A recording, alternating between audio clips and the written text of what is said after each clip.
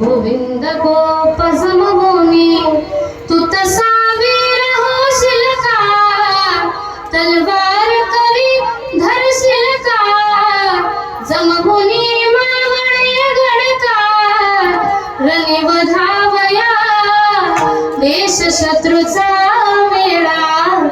उठ रे उठ शिवराया. आपलं लेकरू आपल्याला त्रास द्यायला लागलं ना, आपण त्याच्या हातात मोबाईल देतो, त्याला झोळीत घालतो, झोपी लावतो. जिजाऊ साहेबांना ते नाही केलं.